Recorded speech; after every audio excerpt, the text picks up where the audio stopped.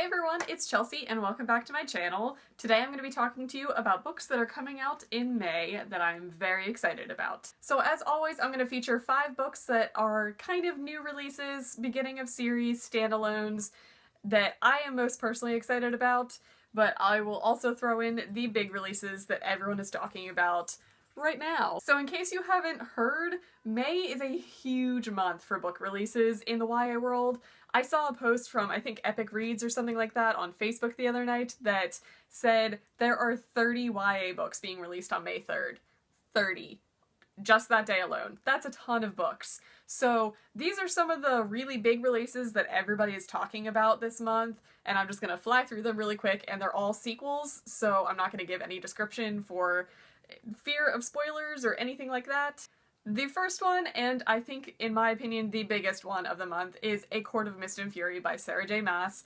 This is coming out on May 3rd, and, I mean, there's no explanation needed for this. It's just, look at it. The next big release is The Last Star, and this is by Rick Yancey. This is the third, and I believe the final installment in the Fifth Wave trilogy that has been ongoing. This series has a lot of mixed reviews, so I'm kind of intrigued to see what people think about this, but this comes out on May 24th.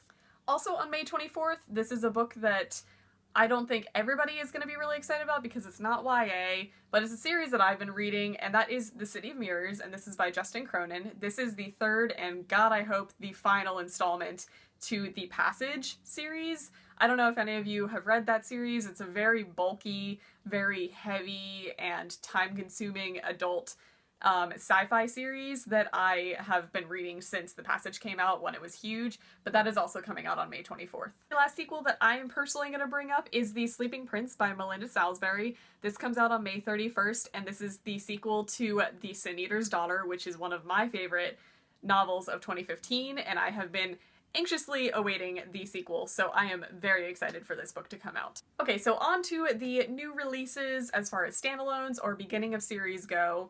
Here we go. The first book that I want to mention is called Outrun the Moon, and this is by Stacey Lee. This comes out on May 24th, and this just sounds very intriguing.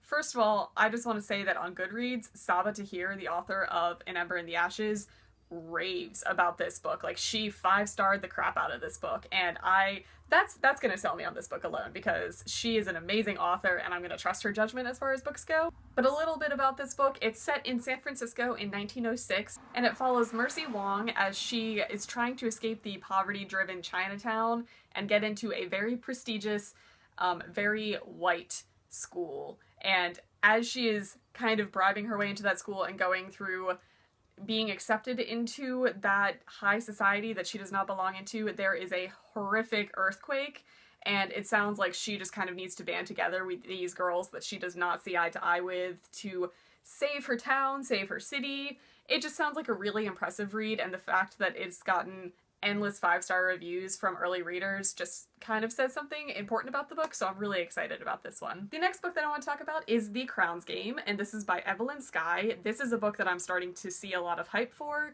It's set in like a fantasy Russia, and the Tsar is pretty much looking for his own personal enchanter, so he has pretty much set up a competition to see who is the best magician enchanter, and it just sounds really intriguing. I'm really liking the kind of different ethnicities being influenced into fantasy and YA novels. I just really like seeing different cultures be brought in. This comes out on May 17th, and I'm really excited to see what people think of it. The next book that I want to bring up is called Ruined, and this is by Amy Tintera. This just sounds like the all-around high fantasy novel that everybody's looking for. I believe it's the first in a new series, and it's pretty much about a girl who lives in a war-torn, poor area, witnesses her parents being murdered and her sister gets kidnapped, and pretty much realizes that she has nothing to lose, and it's just a story about revenge and infiltrating the royal family and trying to get some vengeance, and I'm sure there's going to be love and war and everything that you look for in a high fantasy novel is going to be in this. And this is something that is also getting really high early praise already, so I'm pretty excited about this one. And this comes out on May 3rd. The next book that I want to bring up is called The Way Back to You. and this is by Michelle Andrini and Mindy Scott. Now, we are starting to get into contemporary reading season. Everybody seems to lean more towards contemporaries in the spring and summertime. They're just very warm weather reads, sit out in the sun and read a feel-good book. So I feel like we're gonna start seeing a lot more of these coming out soon, but this one is one that just really caught my attention. The premise just sounds so good. It's about two teens who end up taking a road trip, which is kind of the ultimate YA contemporary plotline. But the twist on it that I'm really intrigued by is that the two friends that are taking the road trip are the best friend and the boyfriend of a girl who recently passed away, and their road trip is to go meet three strangers who got life-saving organs from their friend slash girlfriend.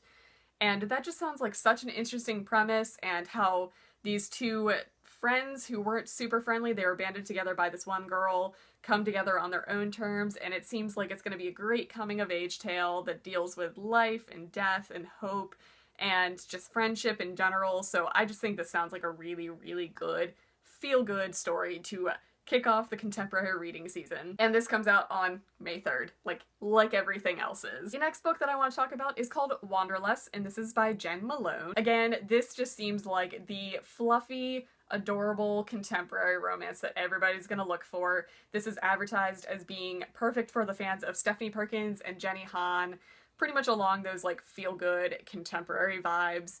It's about a girl who is perfectly content living a super mundane life in the suburbs of Ohio when something happens to her sister and she has to take over her sister's job as being a tour guide for senior citizens across Europe.